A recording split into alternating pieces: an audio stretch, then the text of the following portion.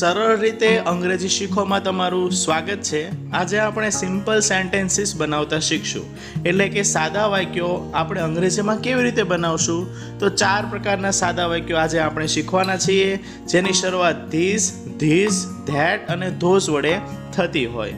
જો હજુ તમે જૂના વિડીયો ન જોયા હોય અંગ્રેજી શીખવા માટે, તો તેની લિંક ડિસ્ક્રિપ્શનમાં આપેલી છે, તેમજ નવા વિડીયો મેળવવા માટે આ ચેનલને સબસ્ક્રાઇબ કરજો। તો સફર શરૂ કરીએ। સૌપ્રથમ આ 4 શબ્દો તમારી નોટબુકમાં લખી લેજો અને આ સ્પેલિંગ પાકા કરી લેજો, જેથી આ શબ્દોથી શરૂ થતા વાક્યો બનાવતી વખતે મજા પડે। તો આ શબ્દો અહીં તમારી સ્ક્રીન પર છે। ધીસ એટલે આ, ધીસ એટલે આ, ધેટ એટલે તે, ધોઝ એટલે તે।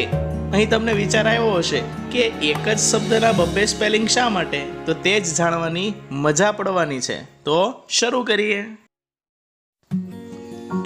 એક વચનવાળા વાક્યોમાં આપણે ધીસ કે ધેટનો ઉપયોગ કરશું। દાખલા તરીકે, ધીસ ઇઝ અ કાર, આ કાર છે। ધેટ ઇઝ અ પેન, તે પેન છે। હવે તમને વિચાર આવશે કે ધીસ અને ધેટ બંનેમાં ફેર શું? તો તે સમજીએ। નજીકની વસ્તુ, પ્રાણી કે વિગતો માટે આપણે ધીસ વાપરશું, જ્યારે દૂરની વસ્તુ, પ્રાણી અને વિગતો માટે ધેટ વાપરશું। તેના ઉદાહરણ જોઈએ તો, ધીસ ઇઝ વોચ, આ ઘડિયાળ છે, જ્યારે ધેટ ઇઝ ટ્રી, તે પેલું છે, દૂર છે, તે ઝાડ છે।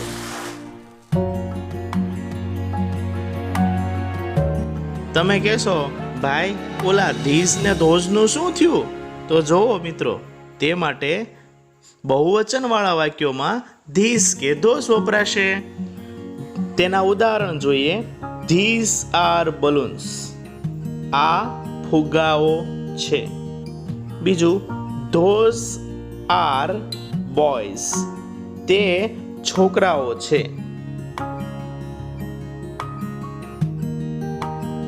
હવે વળી પાછા તમે કહેશો કે તો બંનેમાં ફેર શું? તો તે જોઈએ। નજીકની વસ્તુ, પ્રાણી કે વિગતો માટે ધીસ વાપરશું એકથી વધુ હોય ત્યારે, અને દૂરની વસ્તુ, વિગતો કે પ્રાણીઓ વધુ હોય તો ધોઝ વાપરશું। તેના ઉદાહરણ સમજીએ। ધીસ આર બુક્સ, એટલે કે આ ચોપડીઓ છે। બીજું, ધોઝ આર કાર્સ, પહેલી કાર છે, કે એકથી વધુ હશે ત્યારે।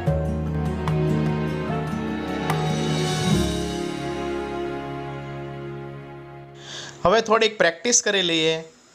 અહીં મેં થોડા વાક્યો, સેન્ટેન્સીસ આપ્યા છે। તમારે આ સેન્ટેન્સીસ વાંચવાના છે અને તે સાચા છે કે ખોટા તે આગળના 4 નિયમના આધારે તમારે વિચારવાનું છે।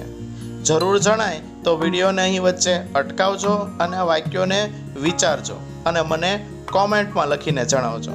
વાક્યો છે, this is door, this are pencil, those are birds, that is fan, this is dresses. તો વિચારો।